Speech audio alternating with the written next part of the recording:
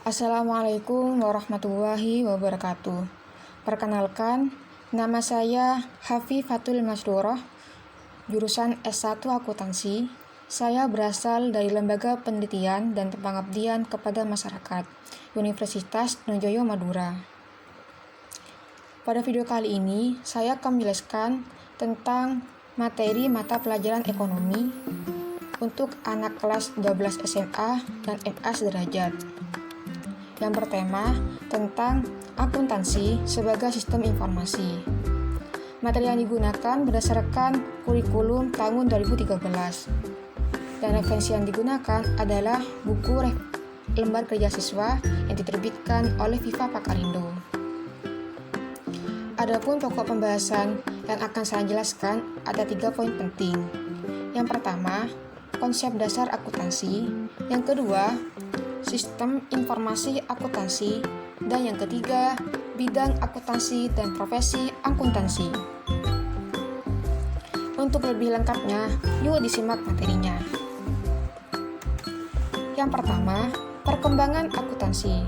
Akuntansi pertama kali dikembangkan oleh ilmuwan yang berasal dari Italia yang bernama Luca Pacioli dengan menerbitkan sebuah buku yang berjudul Summa Aritmatica, Geometria, Proportioni et Proporzionalità.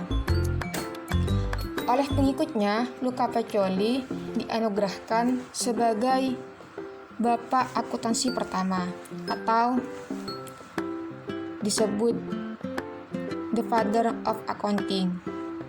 Di Indonesia sendiri, akuntansi telah digunakan dalam pembukuan sejak tahun 1642 oleh pemerintah Belanda, sedangkan dalam perkembangannya, akuntansi kontinental telah ditinggalkan, yang beralih pada akuntansi Anglo-Saxon.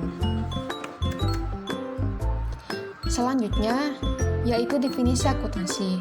Pertama, menurut American Institute of Certified Public Accountant, yang berbunyi, akuntansi sebagai seni mencatat, menggolongkan, serta meringkas transaksi dan kejadian yang bersifat keuangan dengan cara tertentu dan dalam bentuk satuan uang, serta menghasilkan hasilnya. Yang kedua, menurut American Accounting of Association, akuntansi adalah sebuah proses mengenali, mengukur, dan mengomunikasikan informasi ekonomi untuk memperoleh pertimbangan dan keputusan yang tepat oleh pemakai informasi yang bersangkutan. Selanjutnya, definisi akuntansi dari sudut pandang pemakainya.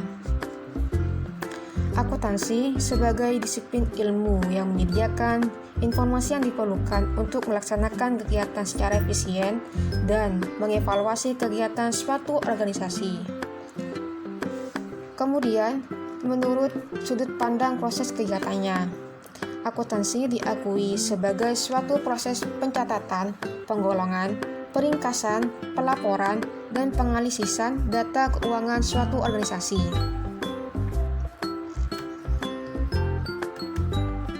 Subpoin yang kedua, yaitu sistem informasi akuntansi.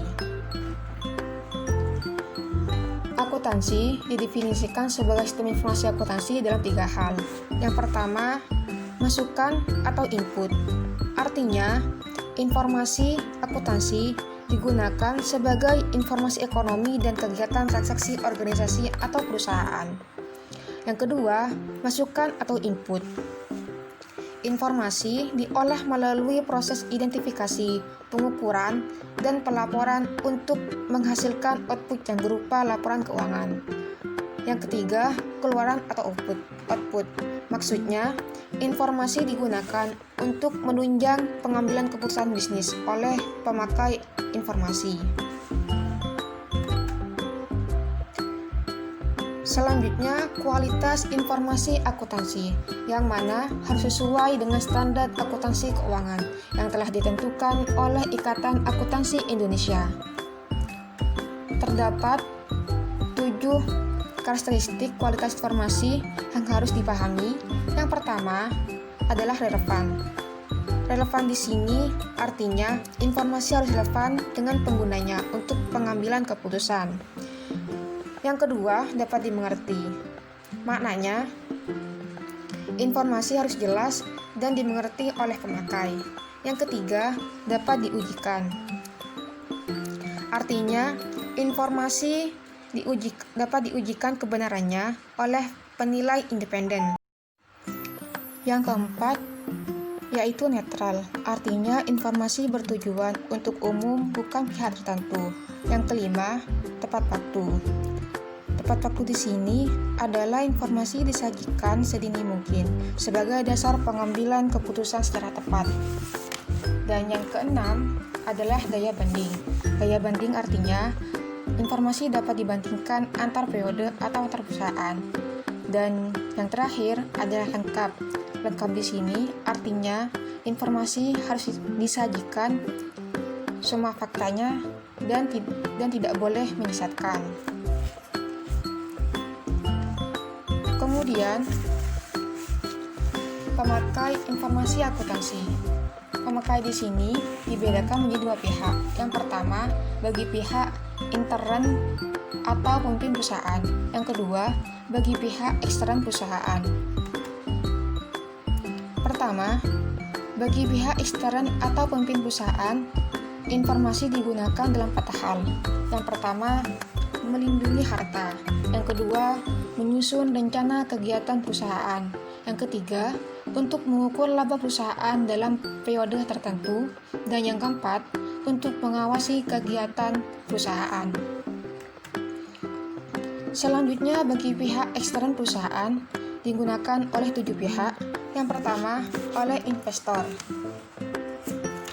Artinya, informasi berguna untuk mengambil keputusan terhadap investasi. Sedangkan yang kedua, bagi karyawan, informasi digunakan sebagai bahan pertimbangan untuk menilai kemampuan perusahaan dalam memberikan gaji dan upah kepada karyawan. Dan yang ketiga, bagi kreditur, yang mana informasi digunakan sebagai pertimbangan dalam memberikan kredit atau tidak. Dan yang keempat, bagi pemasok. Informasi di sini sebagai alat bantu dalam prediksi pembayaran barang dan jasa. Yang kelima, bagi pelanggan. Informasi di sini untuk mengetahui kelangsungan perusahaan dan perjanjian kontrak antar perusahaan. Dan yang keenam, bagi pemerintah. Informasi digunakan sebagai dasar penetapan pajak. Dan yang ketujuh adalah bagi masyarakat, yang mana informasi tersebut digunakan untuk kepentingan umum dan permasalahan sosial. Kemudian, bidang akuntansi. Bidang akuntansi dibagi menjadi 8 bagian. Yang pertama, akuntansi keuangan. Akuntansi keuangan adalah yang berkaitan dengan masalah pencatatan transaksi keuangan dan penyusunan laporan keuangan. Yang kedua, pemeriksaan keuangan, yang merupakan bidang yang mendalami kegiatan pemeriksaan laporan yang dibuat oleh perusahaan. Dan yang ketiga, akuntansi manajemen. Akuntansi manajemen yang berhubungan dengan berbagai masalah khusus yang dihadapi oleh manajemen. Yang keempat, yaitu akuntansi biaya, yang mana bidang akuntansi yang berhubungan dengan perencanaan penetapan dan pengendalian biaya selama proses produksi. Yang kelima, akuntansi anggaran. Akuntansi anggaran di sini adalah bidang yang berhubungan dengan penyusunan rencana keuangan yang berkaitan dengan kegiatan perusahaan untuk waktu tertentu. Dan yang keenam, akuntansi perpajakan, yang merupakan bidang yang berhubungan dengan masalah penyusunan surat pemberitahuan pajak tahunan dari perusahaan. Dan yang ketujuh, yaitu sistem informasi. Sistem informasi di sini adalah bidang khusus yang dalam pembuatan suatu rencana dan pelaksanaan prosedur pengumpulan, pencatatan, dan pelaporan data keuangan. Dan yang terakhir adalah akuntansi pemerintahan. akuntansi pemerintahan berhubungan dengan penyajian laporan transaksi di lembaga pemerintah yang mencakup administrasi keuangan negara, pelaporan, dan pengendalian pengeluaran keuangan negara. Selanjutnya yaitu profesi akuntansi. Profesi akuntansi di buku ini dibedakan menjadi 4 bagian, namun pada nyatanya lebih. Yang pertama, akuntansi privat. Akuntansi privat di sini adalah seorang akuntan yang bekerja di suatu perusahaan tertentu dan merupakan pegawai dari perusahaan tersebut. Contohnya seperti pegawai akuntan di perusahaan X atau akuntan di bank, di suatu bank. Yang kedua, akuntan publik. Akuntan publik di sini adalah akuntan yang bergerak di bidang akuntan publik, menjual jasanya dan kemudian memperoleh bayaran. Contohnya adalah pemilik dan pegawai kantor akuntan publik. Yang kedua, pemilik atau pegawai yang bekerja di kantor konsultan pajak. Dan yang ketiga, akuntan pemerintah. Akuntan pemerintah di sini adalah seorang akuntan yang bekerja sebagai perencana, pengawas, dan mengendalikan penggunaan uang. Contohnya seperti pegawai BPK, PPATK, dan pegawai Direktorat Jenderal Pajak. Yang terakhir adalah akuntansi pendidik. Akuntansi pendidik di sini tugasnya adalah untuk menyampaikan ilmu akuntansi kepada pelajar dan mahasiswa. Contohnya seperti dosen, guru, dan guru les di rumah. Sekian penjelasan materi yang dapat saya sampaikan. Terima kasih dan semoga bermanfaat.